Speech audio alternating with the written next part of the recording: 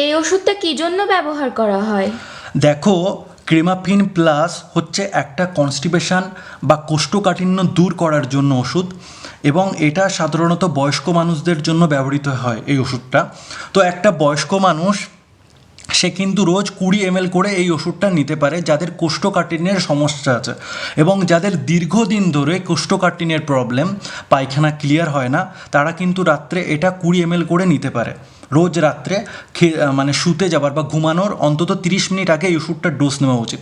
এবং সবথেকে বড় গুণ যে এই ওষুধটা খাবার জন্য, এই রিফ্রেশিং ফ্লেভার থাকার জন্য আলাদা করে কিন্তু জল বা অন্য কোনো খাবার তোমার নেওয়ার দরকার হয় না। এটা তুমি নর্মালভাবেই খেতে পারো, এবং এটা খাবার তুমি 10 বা 15 মিনিট পরে বা আধ ঘন্টা 1 ঘন্টা পরে তুমি জল খেতে পারো। আবার যদি মনে করো যে জল তুমি নেবে না, তাও তুমি না খেতে পারো।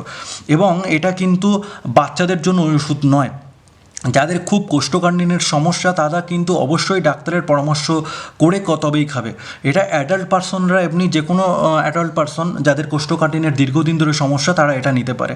কিন্তু একটা জিনিস আমি তোমাকে বলবো, যে ক্রেমাপিন প্লাস নেওয়ার সাথে সাথেই যে তোমার পায়খানা ক্লিয়ার হবে বা কোষ্ঠকাঠিন্যের সমস্যার সমাধান হবে এমন কিন্তু নয়।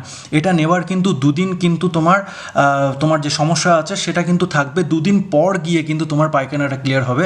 এটা যাদের দীর্ঘদিন ধরে কোষ্ঠকাঠিন্যের সমস্যা তাদের ক্ষেত্রে এই কথাটা প্রযোজ্য, আর যাদের নর্মালি ক্লিয়ার হয় তাদের জন্য নয়। তো যাদেরই সমস্যা তারা কিন্তু অবশ্যই 20 ml করে ডোজটা নেবে। এবং যাদের খুব বেশি সমস্যা তারা 20 ml এর বেশি যদি নিতে চায়, বা 20 ml খাবার পরও যাদের পায়খানা ক্লিয়ার হয় না, তারা কিন্তু ডাক্তারের অবশ্যই পরামর্শ করে তবে এই ওষুধটা খাবে। এবং এটা কিন্তু প্রেগনেন্ট মহিলারাও স্বেচ্ছায় নিতে পারে, কিন্তু তবুও তারা তাদের শরীরের অবস্থা বা ভাব পরিস্থিতি তাদের ডাক্তারকে বা গাইনোকোলজিস্টকে যথাযথ জানাবে, এবং জানানোর পরে সেই গাইনোকোলজিস্টের পরামর্শ অনুযায়ী তারপর এটা খাবে। এবং যাদের সুগারের প্রবলেম আছে তারা কিন্তু এই ওষুধটা স্বেচ্ছায় নিতে পারে। তুমি দেখো, এখানে দেখতে পাচ্ছ যে এখানে সুগার ফ্রি, এটা কিন্তু সম্পূর্ণভাবে সুগার ফ্রি ওষুধ। তো যাদের সুগার আছে তারাও কিন্তু এটা নিতে পারে। এটাতে একটাই যেটা কমন সমস্যা দেখা দেয়, যে যাদের দীর্ঘদিন ধরে মানে কোষ্ঠকাঠিন্য, তাদের কিন্তু প্রথম দুদিন অনেকটাই পেটটা ব্যথা করতে থাকে বা একটু ডায়রিয়া মতন কিছু হতে পারে। তো এর জন্য অবশ্যই সে ডাক্তারের পরামর্শ করেই তবে ওষুধটা নেবে।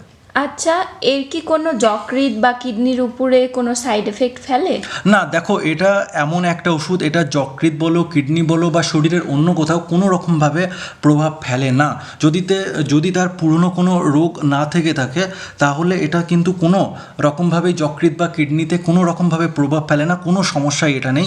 এবং এটা এমনই একটা ওষুধ যেটা ব্যবহার করলে, যখন আমাদের গ্যাসটা মূলত বাড়ার মূল কারণ হচ্ছে পায়খানা ক্লিয়ার না হওয়া, তো এটা কিন্তু যখন কেউ নেবে, তখন তার পায়খানা যখন ক্লিয়ার হবে, তখন তার গ্যাসটা অনেকটা কমবে এবং বুক জ্বালা ভাবটাও কমবে, এবং খাবার কিন্তু সহজেই হজম করবে।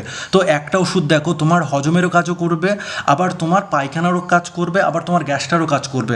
মূলত এর মূল কাজটা হচ্ছে কোষ্ঠকাঠিন্য, কিন্তু কোষ্ঠকাঠিন্যের জন্যই কিন্তু মানুষের গ্যাসটা বাড়ে এবং হজমের ঘাটতিটা পড়ে। তাই এটা কিন্তু অবশ্যই নিলে তার গ্যাস বা পুরাতন যে হজমের সমস্যা বা কোষ্ঠকাঠিন্য দীর্ঘদিনের যে সমস্যা, সেটাও কিন্তু সে মুক্তি পাবে।